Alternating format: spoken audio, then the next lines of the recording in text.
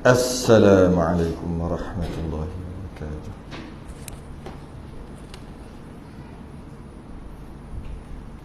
Innal hamdalillah nahmaduhu wa nasta'inuhu wa nastahdihi wa nastaghfiruh. Wa na'udzu billahi min shururi anfusina wa min sayyiati a'malina.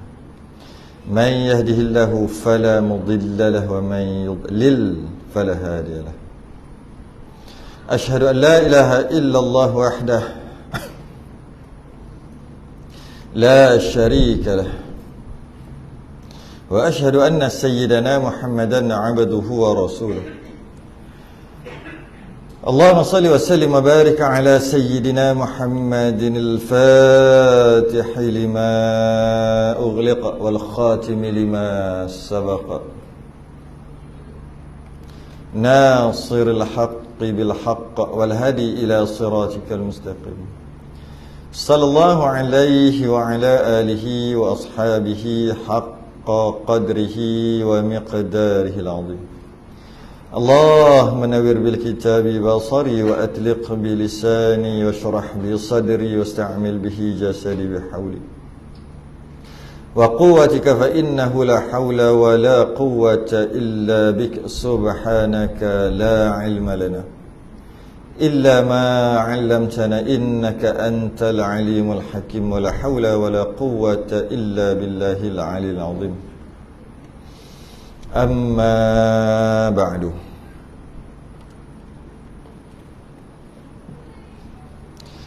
Alhamdulillah, kita rafa'akan kesyukuran dan terima kasih kita kepada Allah Ta'ala. Sambung kitab Majmu' Salasi Rasail, risalah yang kedua, muka surat yang ke-48 Jawi, Rumi 123. Rumi 123, Jawi 48.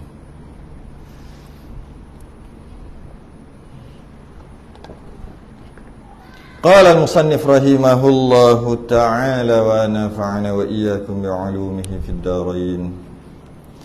Amin ya rabbal alamin. Far'un. Far'un. Furu', cabang dah. Cabang daripada perbahasan yang sebelum ni, iaitu berkaitan dengan najis. Bahas berkaitan dengan najis. Jadi lepas habis cara membasuh najis sebagainya, dia faraun, dia nak cabang, nak bawa lari jauh sikit. Tapi masih lagi bab najis, tapi dia macam agak jauh, tu faraun. Dia agak cabang. Apa dia nak bincang pasal apa ni? Apabila menajis oleh air telaga dengan sebab jatuh najis. Apabila menajis oleh air telaga dengan sebab jatuh najis. Air telaga, air perigi, jatuh najis, nanti dalam air telaga tu, maka air telaga tu bercampur dengan najis lah. Ya? Dan padahal air itu kurang daripada 2 qullah. Air dalam telaga tu kurang 2 qullah. Yalah, kadang-kadang air telaga tu dia banyak, kadang-kadang air dia tu tak banyak pun. Kan?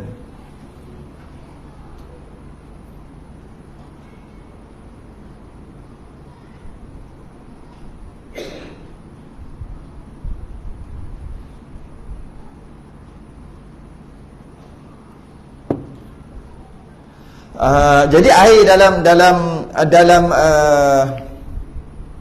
telaga tu kurang 2 qullah. Masuk najis. Kita tahu jika air kurang 2 qullah, dan masuk najis, sama ada berubah ataupun tidak, maka tetap air itu najis. Itu kita dah faham dah sebelum ni. Tiba-tiba air kolah, air kolah salah satu air mutlak, tapi air kolah tadi kurang 2 kullah. Kullah tu ukuran. Kolah tu kolah. Kullah tu ukuran, kan? Jangan sebab kullah tu dah jadi bahasa Melayu, kolah. Jadi kata 2 kullah. Sebab tu saya cuba bezakan. Bila sebut kolah kita lah kolah. Bila sebut kullah, sebenarnya kullah tu kolah lah. Tapi kullah dia adalah ukuran air, banyak air yang kita dah bincang dah sebelum ni. Jadi dan air dalam telaga tu kurang 2 kullah. Dia kata, air kolah ke air telaga? Jangan salah. Air telaga, tapi tadi sebut kolah. Kullah. Tu payah sikit bahasa Melayu kadang-kadang. Sebab bahasa Arab dia dah ambil jadi bahasa Melayu, jadi susah kita nak beza mana satu. Macam sunat lah. Kan sunat. Apa hukum sunat? Apa hukum sunat? Sunat lah. Tak, sunat. Wajib. Hukum sunat wajib. Hukum sunat wajib. Hukum sunat tu sunat lah. Ada nama hukum sunat. Bukan sunat tu. Sunat ni. Hukum sunat tu wajib lah. Sekarang sunat ke wajib? Wajib. Tapi namanya sunat. Sunat ke wajib? Sikit lah.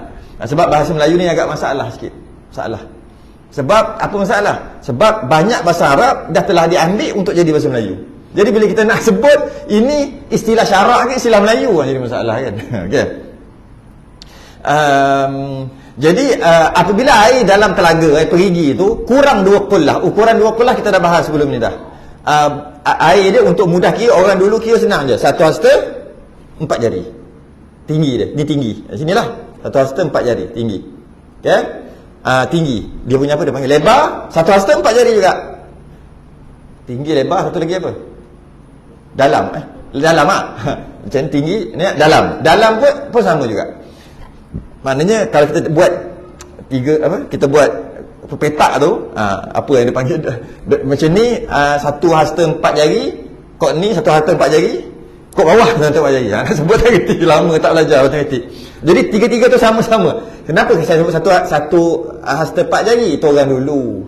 Orang sekarang 2 kaki je. Ada tak 2 kaki ni? Banyak ni? Ada kan? Tak, 2 kaki. Rasa 2 kaki kan? 2 kaki tak salah. 2 kaki kali 2 kaki kali 2 kaki. Orang sekarang cakap lah. Okay. Jadi itu jumlah air dalam bekas tadi tu, itulah yang dinamakan 2 kullah. Jadi air yang banyak tu, kuantiti tu ada dalam telaga, malah kurang lagi pada tu. Maka air tu dia panggil air telaga kurang 2 kullah. Okay. Dan masuk najis. Kalau tak masuk najis tak ada masalah. Kalau ambil buatlah nak buat apa pun. Ni cerita masuk najis. Maka jangan ditimba buang. Bila masuk Allah dah termasuk najis. Allah dah termasuk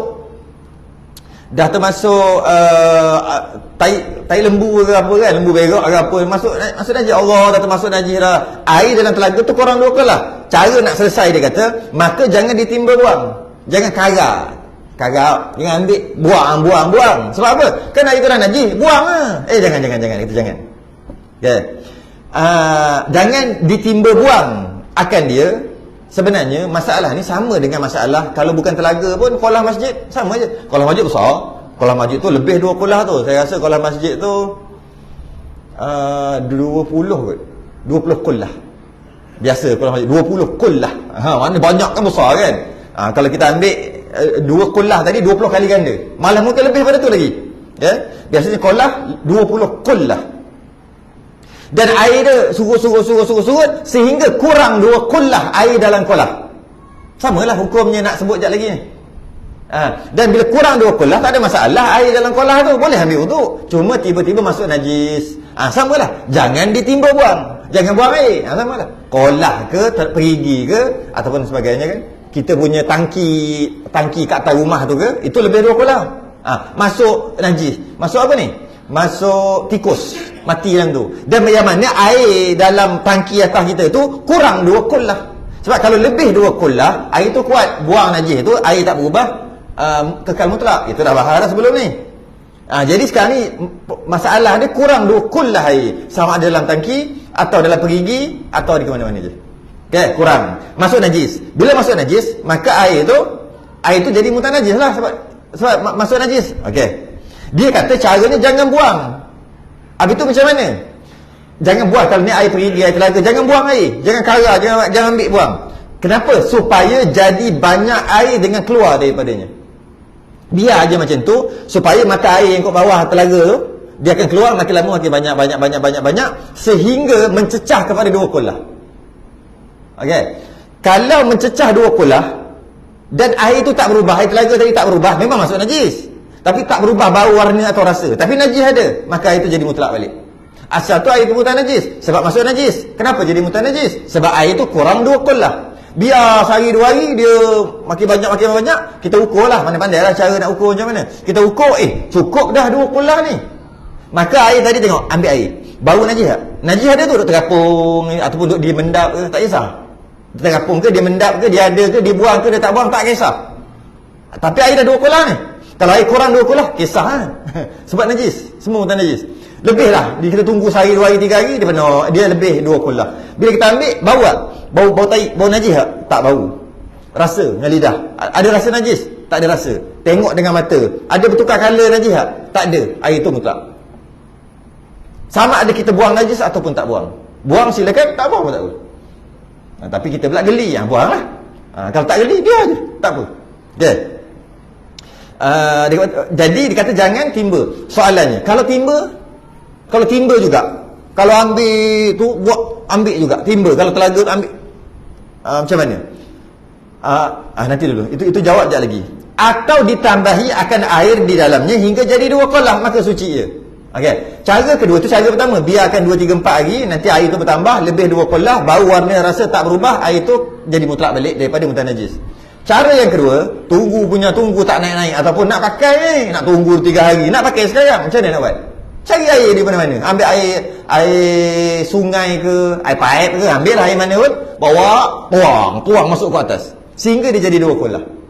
Bila dah jadi dua kolah, sama juga, ambil, bau tak? Rasa, warna, tak ada, tiga-tiga tu tak berubah, dan air tu lebih dua kolah, air tu jadi suci. Najis tu biar terapung pun boleh, buang pun boleh. Tapi kalau biar terapung, bila kita ambil air, dia kurang dua kolah, kita najis balik, kena cari air balik. Jadi senang, buanglah najis tu yang terapung atau yang mendap, jadi buang, pakailah air. Okey. Jadi dalam masalah tambah air, sama ada perigi, air telaga, ataupun kolah masjid yang kita sebut tadi, ataupun tangki air. Tangki air kat atas rumah, kita buka-buka, Allah, air tinggal sejengkal. Kalau kita ukur betul-betul, kurang dua kolah ni. Alamak, air ni mutan najis lah, sebab bangkai tikus najis.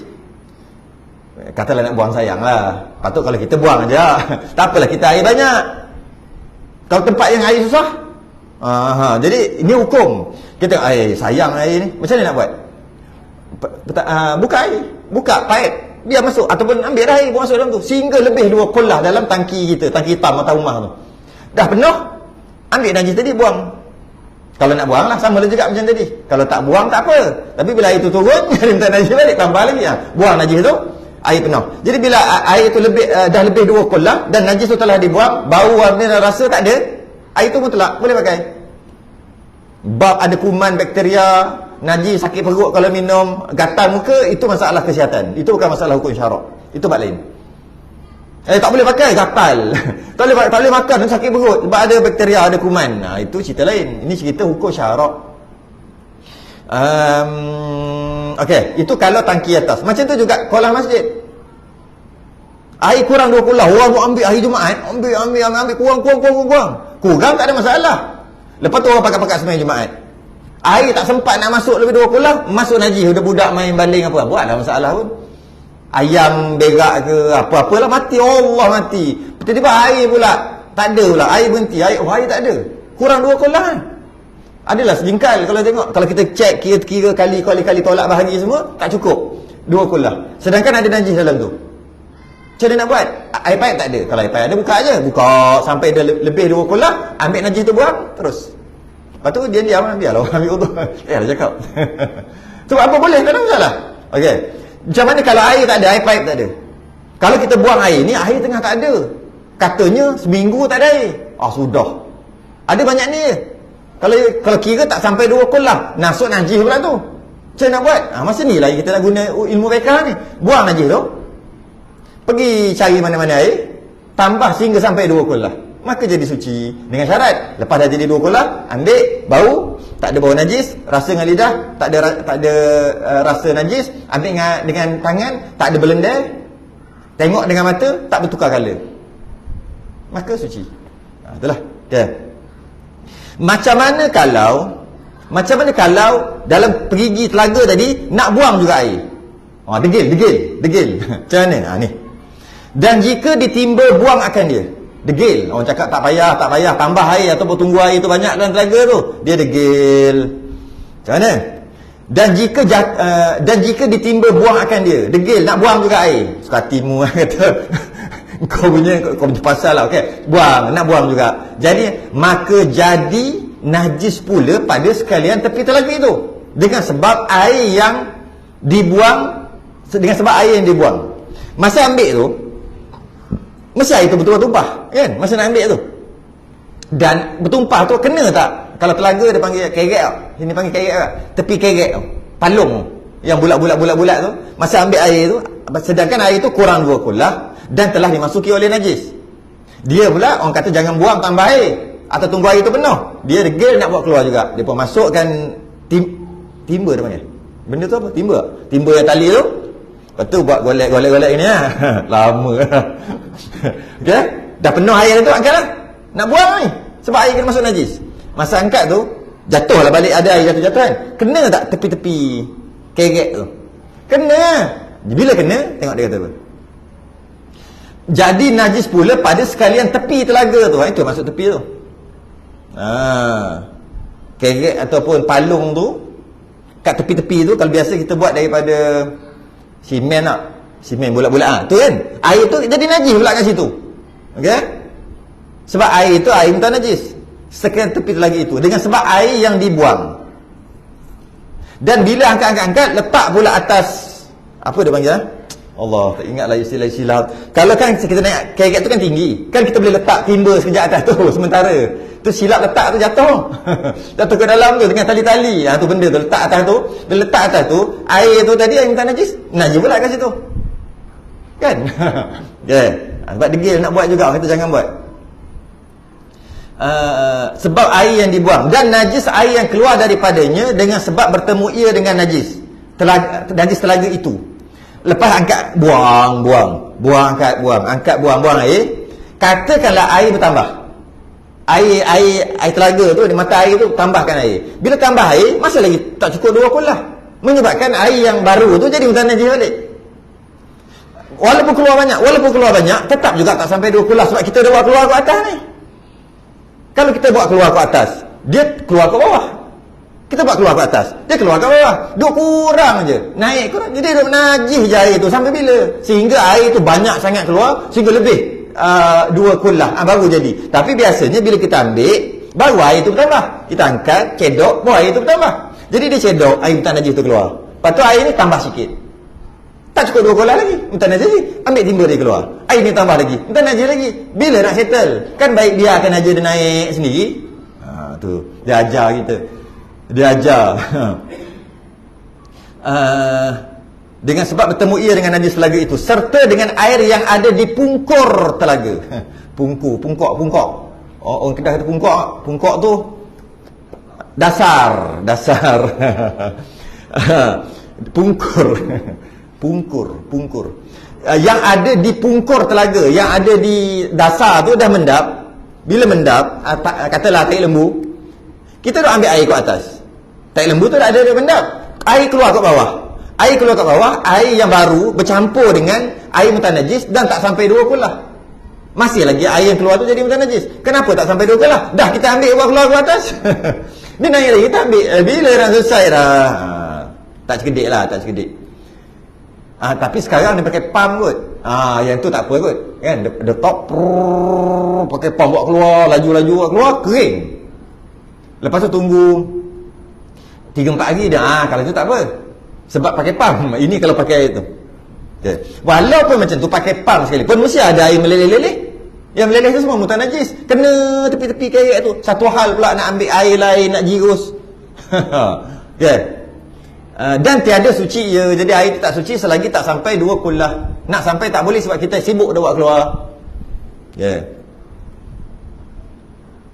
Dan jika jatuh di dalamnya oleh najis yang beku. Najis beku tu maksud bukan najis cair. Macam air kencing, dia panggil najis yang tak beku, cair. Kalau yang beku tu bukan maksud beku tu. Maksud beku tu macam tai lah. Kan? Dia terapung, tu beku. Macam tikus mati. Dia panggil beku lah tu. Jangan faham beku tu maksud tidak cair. Itu maksud beku. Jatuh dalam air telaga tadi, pergi tadi, najis yang beku, yang bukan cair. Sebab kalau masuk air kencing contohnya, tak boleh dah nak ambil air kencing tu, boleh tak? Mana boleh dah, dia sebati. Dia panggil mukhalid, sebati. Tapi kalau masuk yang jenis beku, dia tak sebati, kita boleh ambil balik najis tu buat keluar. Dia panggil mujawir. Jadi bila jatuh najis yang beku, yang bukan sebati, seperti tahi yang kering. Dia bagi contoh seperti tahi yang kering. Atau bangkai binatang, dan air di dalamnya 2 qollah atau lebih, maka dibuang akan dia juga. Air lebih, tadi air kurang 2 qollah, itu jadi masalah. Nak tambah air lah, nak tunggu air tambah kan. Ini tak, air tu memang dah 2 qollah atau lebih. 2 qollah atau lebih, masuk najis. Sama juga, najis tu biar dulu kat tepi tu, tak perlu buang. Kalau buang pun silakan, tak nak buang pun tak apa. Ambil air, sebab air tu lebih 2 qollah. Bau tak? Tak bau. Warna berubah? Tak berubah. Rasa ada rasa tak? Tak ada rasa najis. Belendai tak? Tak ada belendai. Air tu kekal mutlak, suci, walaupun najis duduk berenang-renang ke tepian, tetap juga air tu mutlak. Cuma jangan pegang najis tu je. Yang kalau ambil air najis tu buang, tak apalah. Bila ambil air najis tu buang, air tu masih lagi 2 qollah. Dan air tu tidak berubah bau, warna, rasa. Maka air tadi tu mutlak. Walaupun yang masuk tu mughallazah, anak babi sekali, tengok, buat contoh anak babi sekali. Anak babi merah-merah lagi. Jadi dia air tu ada 2 qollah atau lebih dalam telaga. Dia pun tengok tu, dia tengok muka dia. Hei, muka aku macam ni, terjun. Mati. Yang air ni lebih 2 qollah. Kita Allah, mati anak babi. Lepas tu jangan pegang. Kalau pegang mughallazah, cuci 7 kali air tanah. Kalau pegang dengan tangan, macam mana? Ambil air tapi jangan sentuh babi tu. Pegang. Tak jadi mughallazah, tak najis. Dengan syarat tak berubah bau, warna, rasa macam tadi. Maka boleh ambil uduk, walaupun tolak macam ni dengan air. Tolak. jauh sikit. Janji jangan pegang, jangan kena je. Kena je timba tu, timba dah jadi mughallazah 7 kali. Salah satu air tanah. Jangan kena.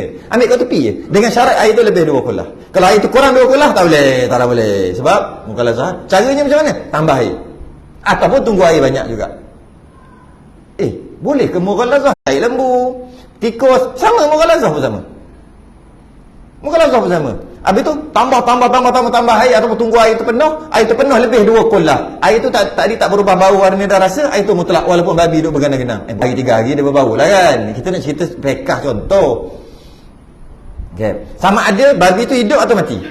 Kalau hidup dia bergenang-genang pun tetap juga air tu mutlak. Sebab air lebih 2 qollah, dia kuat. Maka dia tidak mengubah status air mutlak kepada air mutanajis jika tidak berubah bau, warna dan rasa kerana lebih 2 qollah. Okey. Tapi sedikitlah kita nak bahas sikit. Kalau masuk, katalah anak babi tadi ke anak anjing mati tadi masuk dalam telaga yang lebih 2 qollah. Maka selesai buang anjing tadi, buang babi tadi, air tu tak berubah bau, warna, rasa, mutlak sebab lebih 2 qollah. Okey. Kalau kurang 2 qollah, kurang 2 qollah masuk anjing atau babi. Masuk bila kurang 2 qollah, jadi air itu berubah atau tidak, dia jadi mutanajis. Kan? Sebab air kurang 2 qollah. Kita pun cara nak selesai macam mana? Tambah air boleh, tambah air atau tunggu air itu banyak. Bila air itu banyak, lebih 2 qollah, maka air itu tidak berubah bau, warna dan rasa, maka air itu mutlak. Tapi jangan lupa, ketika air itu kurang, masuk babi yang mughallazah tadi, air itu jadi mutanajis. Jangan lupa dinding dia mutanajis juga. Dinding apa ni? Kerek tu, telaga tu mutanajis juga. Okey, tambah air, ataupun biar air itu banyak, dia lebih 2 qollah, maka air tadi mutlak juga. Walaupun dinding dia tak mutlak. Dinding dia mutanajis. Air itu mutlak air tu.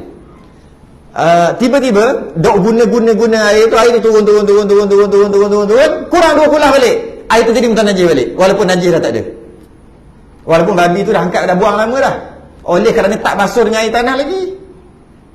Lebih 2 kulah tak apa, air tu kuat, walaupun air tu kuat, cuma dinding punya mutanajis mughallazah tadi tak boleh mempengaruhi air, kerana air tu terlalu banyak dan tidak berubah bau, warna dan rasa, maka air tu kuat. Walaupun air tu kuat, tetap juga tak boleh menyelesaikan mughallazah. Biarlah. Habis air mutlak. Oh, magic, memang magic. Ini agak magic sikit. Air mutlak. Tapi dinding mutanajis. Bukan mutanajis biasa-biasa. Mutanajis jenis mughallazah. Anjing babi. Kemudian guna air turun, kurang 2 kulah. Air yang kurang 2 kulah semua jadi mutanajis jenis mughallazah. Kena je dengan tangan sikit, cuci 7 kali. Salah satunya air tanah.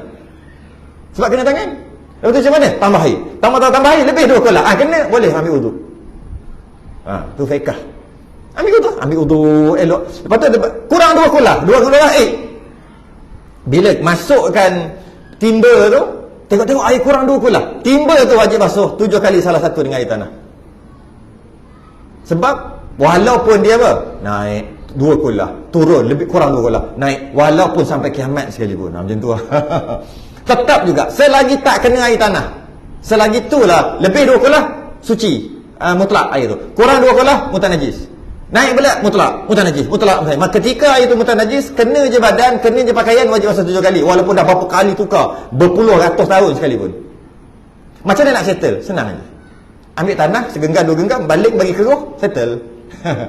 Ataupun tak kalah nak ambil kerek tu kering kan, melampau, ambil tanah 2-3 ni, balik dalam tu, kocok, ataupun tak pun ambil galah tinggi-tinggi, cocok dasar dia tu, bagi dia naik, keruh, okey, selesai. Dinding automatik terangkat. 7 kali, tak payah 7, bukan 7 kali, 7 juta kali lah kena air tu, kena air. Dia tak payah lah. Dengan syarat air tu mesti 2 kulah. Air masa kita nak keruhkan. Banyak tu, banyak fakta-fakta tu.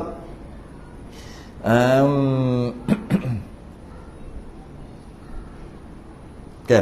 Dia kata kalau jatuh kalau jatuh najis dalam air, yang mana air tu lebih 2 kulah, buang je najis tu. Air tu tidak berubah bau, warna dan rasa, mutlak. Okay. Dan jika 2 kulah jua, ni menarik ni. Kita ni mengaji kitab Majmu' Salasi Rasail. Kitab Majmu' Salasi Rasail ni maksudnya himpunan 3 risalah. Rasail tu risalah kan, jamak daripada risalah. Majmu' tu himpunan, salasa tu 3. Kan? Takkan tak tahu, salasa tahu 3. Tengok cerita Piramli pun ada. Makjum kuat salasa.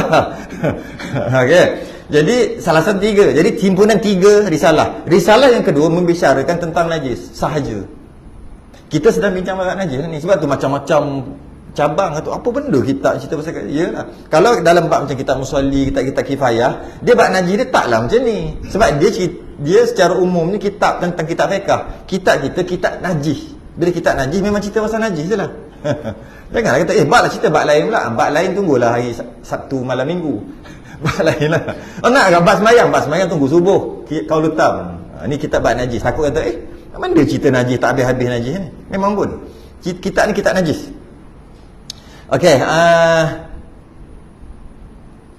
dan jika 2 kulah jua, apa maksud jua? Jika bahasa sekarang, jika ngam-ngam 2 kulah. Yang tadi 2 kulah lebih.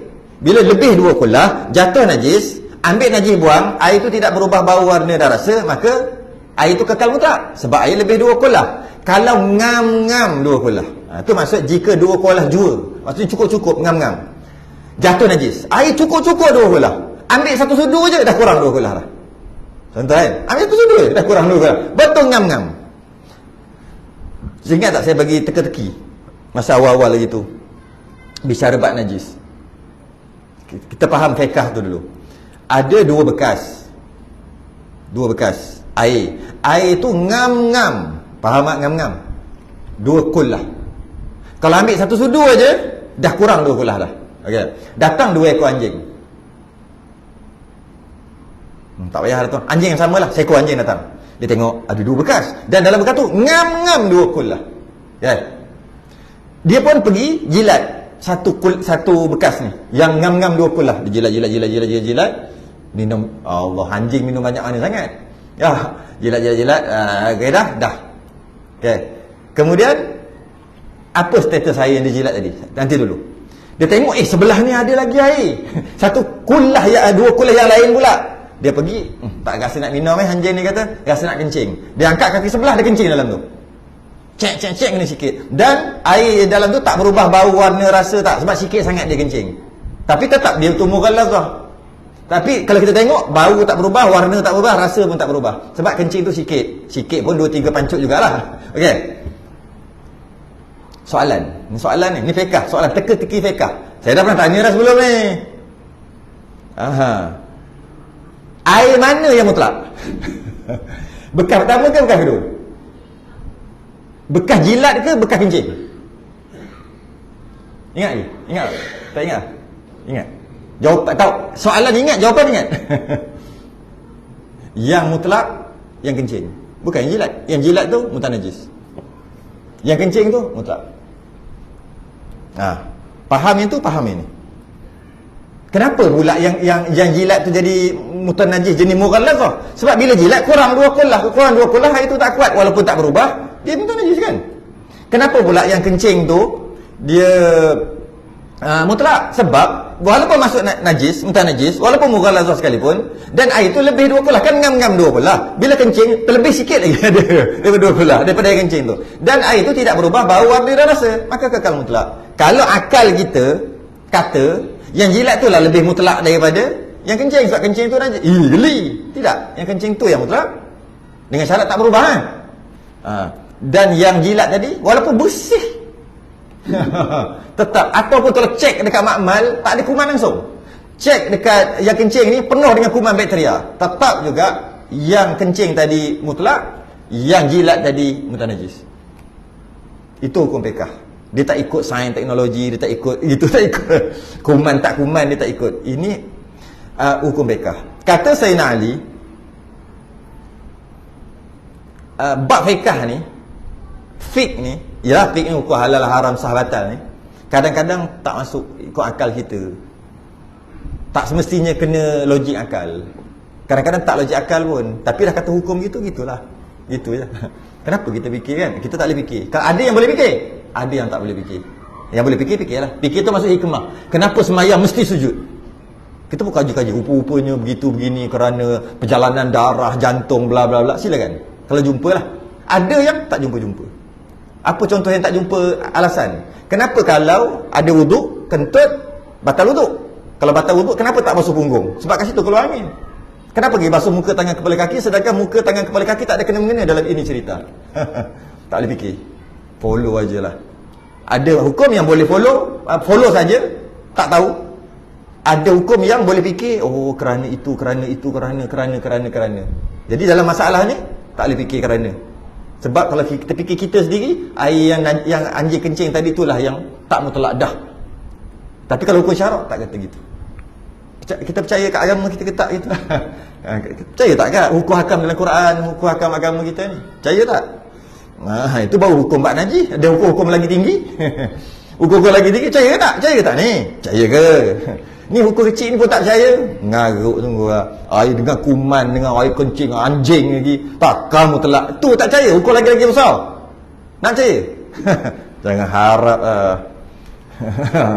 tu bab lain tu. Okay. Jika dua kulah dua. Okey, dah faham kes tadi, mari kita faham yang ni pula. Lebih kurang sama. Jika dua kulah dua tu masuk ngam-ngam dua kulah, maka diciduk akan air serta najis itu. Ni cerita kembali balik perigi telaga, air cukup-cukup ngam-ngam dua kulah, masuk najis. Kan kita kata tadi, kalau dua kulah masuk najis, tidak berubah bau, warna dan rasa, maka air itu kekal mutlak. Sebab cukup-cukup dua kulah, yang tak nak kurang. Okay. Bila masuk najis, air itu kekal mutlak. Kita pun tengok, oh dah masuk najis, tapi kekal mutlak. Jadi macam mana? Okay. Dia pun maka dicedok air itu serta najis.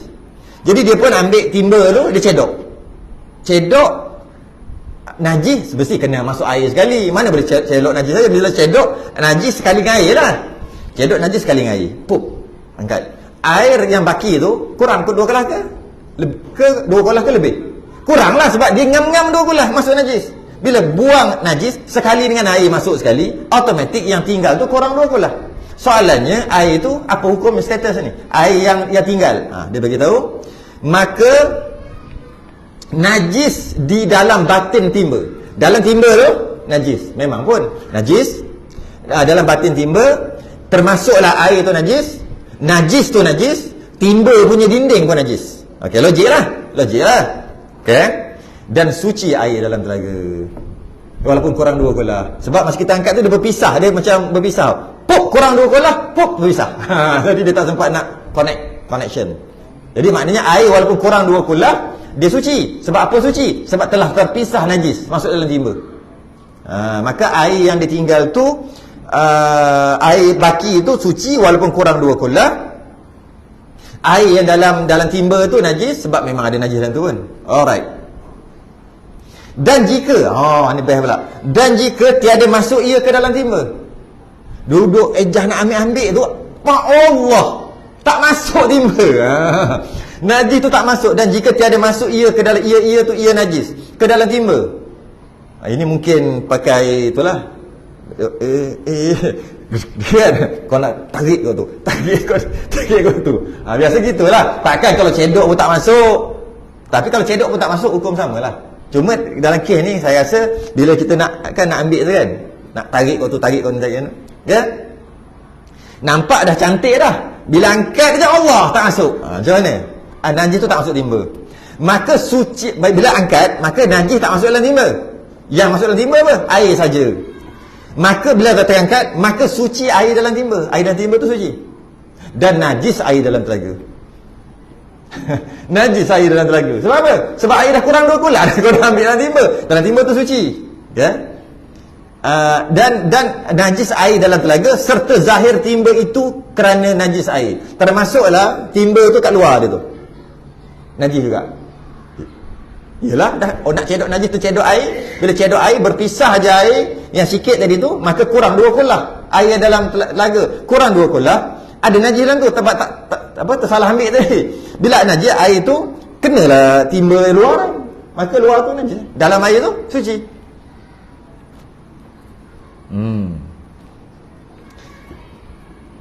Yang tu sekali dia ajar. Patut kita wallahu alam. Ada wallahu alam itu. Jadi okey. Macam mana kalau dah terambil? Macam mana duk cari akhir sekali angkat aja timba tu, Allah tak masuk najis.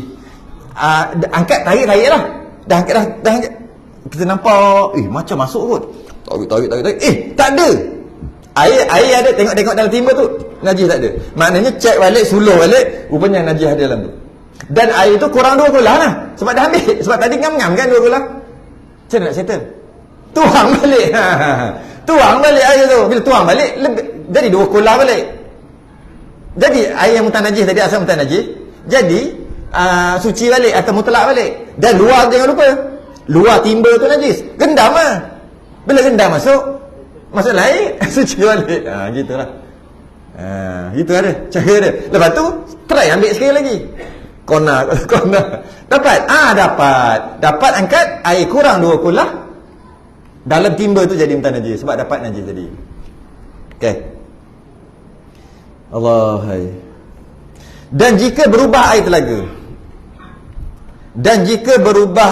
telaga dengan bangkai ikan. Ada ikan dalam tu, kemudian ikan tu mati, berubahlah air telaga tadi dengan bangkai ikan tadilah. Maka tiada najis air itu, tak najis. Kerana bangkai ikan itu suci dan berubah dengan yang suci, itu tiada menajis ia akan dia. Kalau katalah air itu berubah kerana ada ikan mati, tapi dia ada detail dia berubah tu sikit. Bau macam ni sikit ni, bau. Bau ikan mati, tapi tak bau kuat sangat. Maka air tadi kekal mutlak. Sebab dia kata ikan tu suci, walaupun ikan tu mati, dan rumah ikan kan dalam air, dan berubah sikit-sikit, maaf, air tu kekal mutlak. Okey. Dan jika hancur ikan tu, banyak sangat hancur ikan itu, maka jika banyak ubahnya, hancur sampai bau kuat, sekira-kira menegah ia akan nama air mutlak. Air busuk ni, tak nama air telaga dah, nama air busuk. Maka iaitu tiada suci, dan jika sedikit ubahnya maka tiada mengapa. Sebut tadi lah, berubah sikit kekal mutlak, berubah kerana ikan mati. Berubah sikit kekal mutlak, masih mutlak, berubah banyak mutanajis, tak suci lah. Habis. Masalah.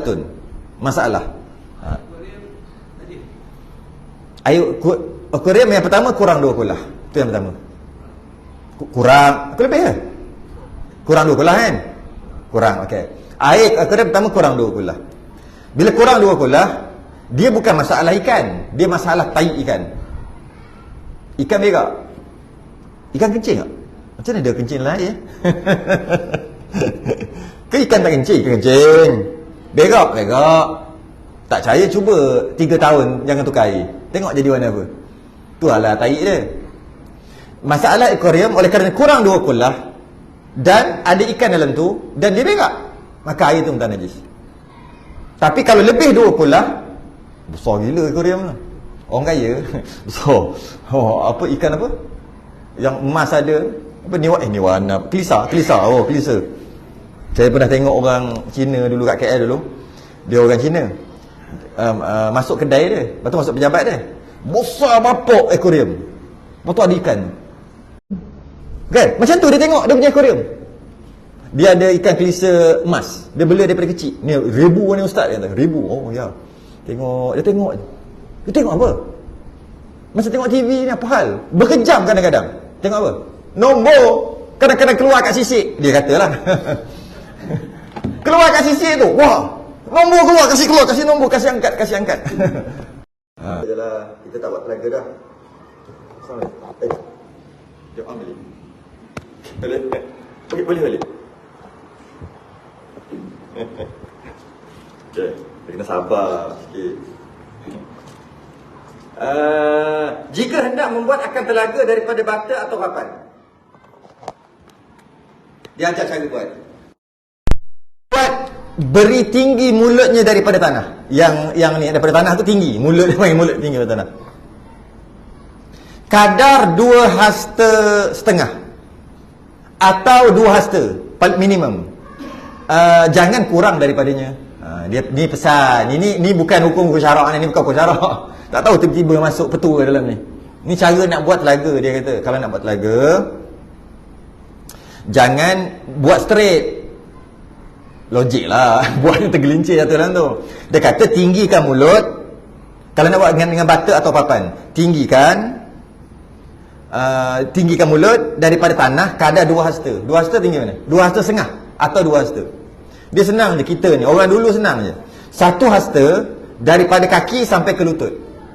1 hasta lagi daripada lutut sampai ke pinggang. 1 hasta lagi daripada pinggang sampai ke bahu, ke sini.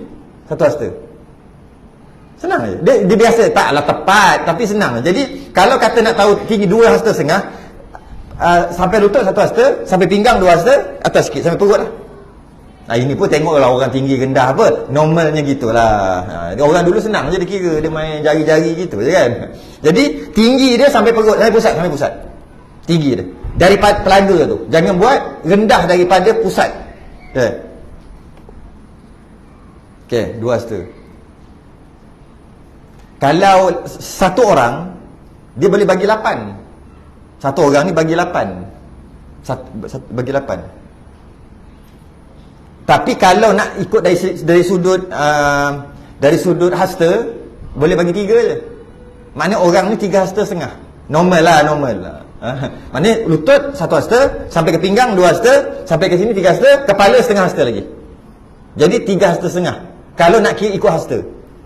Kalau nak kira ikut boleh dibahagi, dia boleh bagi 8. Satu kepala sampai leher ni satu. Bukan hasta lah, 1. Lepas tu 2, 3, 4 sampai kaki jadi 8. Bagi orang ni boleh bagi 8. Mengikut kepala. Sebab tu kalau orang kampung, kalau ingat lagi, kalau mati suami ni, dia kata, "Oh, mati suamimu. Kepala mayat ah." Betul tak? Sering tak mendengar orang sini. Orang sini tak cakap kepala mayat, cakap kepala mayat. Boleh kepala mayat ah. Habis kat Balu ni, kat Balu tu masuk yang meninggal ni, kepala mayat ada. Kenapa panggil kepala mayat? 1/8. 1 kata bagi 8. Kepala ni 1/8. Lebih kepala mayat. Orang dulu mayat gitu aja. Nampak je orang dulu kampung tak. Tapi dia pakai gitu je. Pakai tangan, pakai gitu, itu settle lah. Tapi kenapa pasal kepala mayat? Tanya orang tua rupanya kata, cuba mengukur kepalamu berapa kali satu-satu badan. Kita pun ambil ukur, tape 8 kali. Kepala mayat dapat kepala saja. Cuba tengok paraid. Kalau kematian suami dapat berapa? 1/8. Oh, masa tu kita hebat orang dulu. Hebat. Kau apa dah? Sikit lagi. Dan jika tinggi daripada tersebut, kita habiskan cara buat telaga. Dia dah ajar cara buat telaga. Dan jika tinggi daripada tersebut lebih daripada 2,5 lebih naik atas daripada ni, kat dada ni, tinggi daripada tanah. Nak buat telaga ni, dia ajar buat telaga. Kalau tinggi, maka kurang sempurna pada pihak mencedok air. Masa nak karang, nak cedok air itu kurang sempurna. Boleh, kerana susah sedikit. Betul tak? Kalau tinggi ni susah. Nak dikata apa? Sebab tiada boleh tunduk seperti rukuk. Boleh tak tunduk seperti rukuk? Tak boleh, sebab tinggi saja. Ni nak tunduk seperti rukuk macam mana? Jadi tak gagah angkatnya ni kan. Dia tak gagah. Ya, kalau macam ni kan dia gagah angkat tu. Kalau macam ni dia tak apa-apa. Sebab apa angkat macam ni? Dah tinggi sampai sini. lebih 2,5. Dan jika berdiri betul, tiada sedap pada mencedokkan air. Kalau berdiri betul tak sedap. Tak sedap. Habis nak tunduk tak boleh tinggi macam ni. Tapi kalau dekat pusat kan sedap tu. Kan sedap nak angkat. Oh, dia ajar. Ni bukan hukum tak berdosa tak nak baca dalam kitab. Dia tulis dalam kitab. Dan hendaklah dilebar akan bina mulut telaga itu kadar sejengkal. Naik tu 2 hasta 2,5. Kan kerek tu kan dia ada ketebalan dia. Yang nipis ni murah, senang pecah. Dia kata tebal tu yang terbaik adalah kadar sejengkal. Main jengkal-jengkal dia tak ada cm ni cm. Kadar sejengkal. Ada tak kerek sejengkal dia punya tu? Sekarang macam tak ada ya. Semua nipis-nipis ni yang terbaik sejengkal. Kenapa? Nanti dia beritahu kenapa terbaik sejengkal ni. Berapa inci tu? 3, 9, 10 inci. Tebal. Yang tu buat terbaik dia kata. Kenapa? Jika ditaruh akan timba atasnya pada waktu mandi, umpamanya tiadalah takut ke dalamnya. Kalau tengah-tengah mandi, kan duk sabun letak tu, taklah jatuh. Itu pun nak ajar. Macam mana dia ajar? Baca je. Kalau kecil besar ni, yang macam sekarang, angkat jatuh. Kan kotor timba tu. Okey? Dan ada lagi sebab lain. Jadi kuat kerana tempat itu banyak penyakit. Jadi kuatlah sebab tebal. Kukuh lah. Kerana tempat itu banyak penyakit yang membawa ia kepada binasa. Kalau buat nipis-nipis, takut kuman-kuman boleh masuk, tak nipis sangat dia punya tu. Maka boleh masuk air-air kotor ke apa kan. Boleh membawa kepada penyakit. Betul lah. Istimewa pula, lebih-lebih lagi, banyak manusia berhimpun kepadanya. Kalau telaga perigi ni, orang kan berkumpul. Jadi kalau buat nipis-nipis, takut mudah masuk kuman dan sebagainya. Kalau buat tebal-tebal kan kuat. Okey. Dan jika dipaku akan dia, kalau dipaku, maka hendaklah dibuat akan dia hingga terpelihara daripada ayam itik jatuh di dalamnya.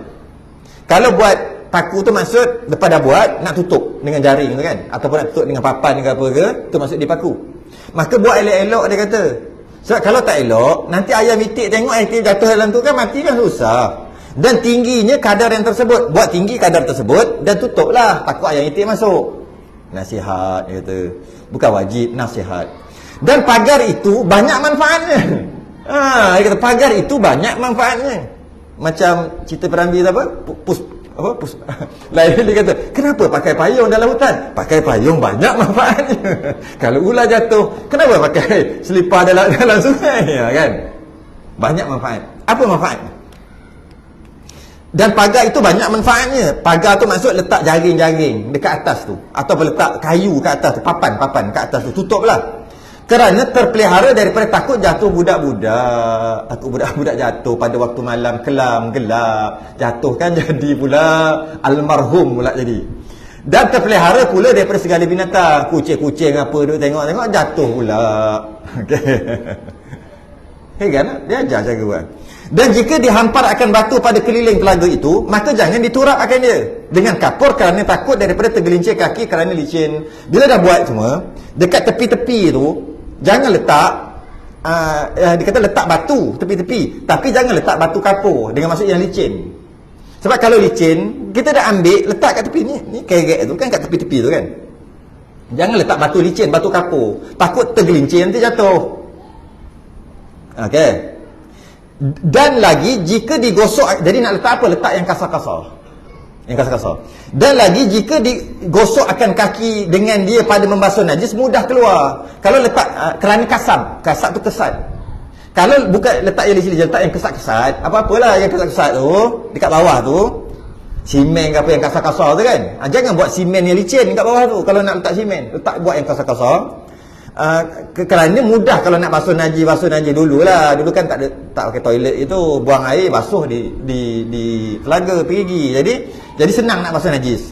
Kalau kaki tu kena najis senang gosok kan kasar. Dan sebat pada batu itu. Sebat kalau nak basuh apa-apa hilang najis, sebat pada batu itu. Lagi tetap atasnya oleh kaki, dan kaki itu bila letak dia kemas, dia tak licin kerana kesat.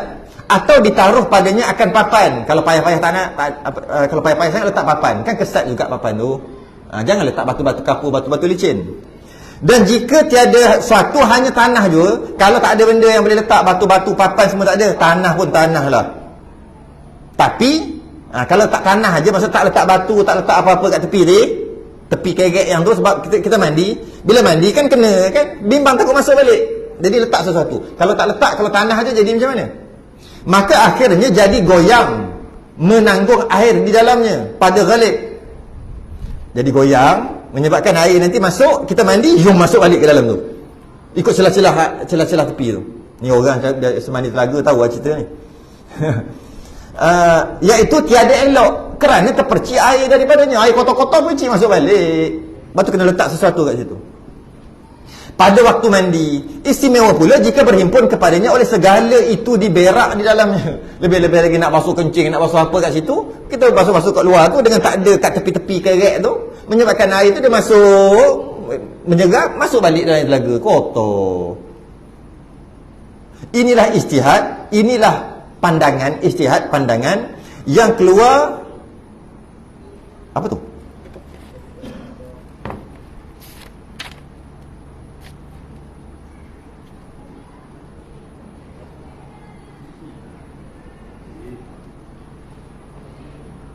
Zihik. Bukan zihik. Kat bawah tu ada, sebab yang Rumi ada. La'alla sawab zihin. Bukan zihik, zihin. Betul. Qaf tu qaf tu sebenarnya nun. Kalau tengok yang Jawi ni dia agak macam titik dia macam lari sikit. Bukan zihik, zihin. Zihin tu akal. Fikiran. Inilah ijtihad keluar. Inilah ijtihad keluar daripada fikiran.